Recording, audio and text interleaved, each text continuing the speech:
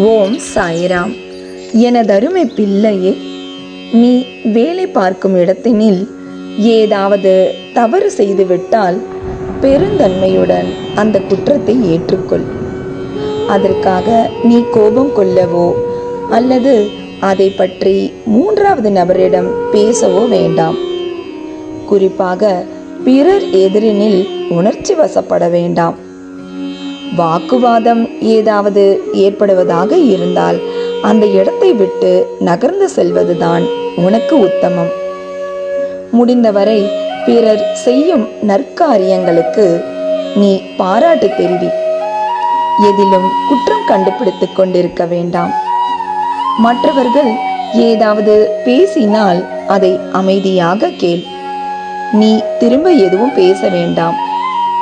ஏன் சொல்கிறேன் என்றால், இதுவரை பேசி பேசிதான் பலர் அனுபவிக்க வேண்டிய கர்மாவை நீ அனுபவிக்க வேண்டியதாயிற்று.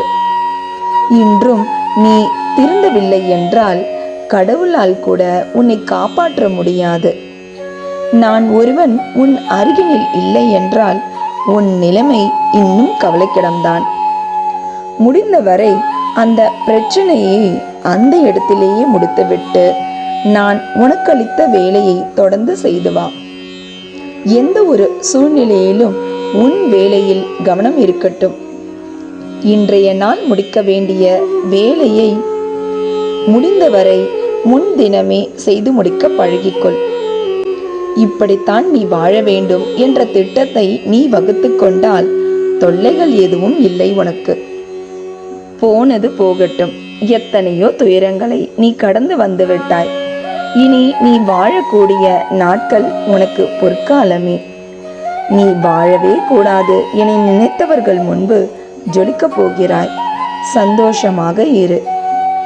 இனியாவது உன் வாழ்வினில் சுக்கிர திசை ஆரம்பமாகட்டும். தொடர்ந்து உன் வேலையில் நிலையான முயற்சி செய்து கொண்டிரு. வெற்றி உனக்குத்தான். இன்றும் என்றும் என்றென்றும் உன் சாயப்பா உன் அருகினில். வாழ்க வையகம், வாழ்க வளமுடன். ஜெய் சாய்ராம்.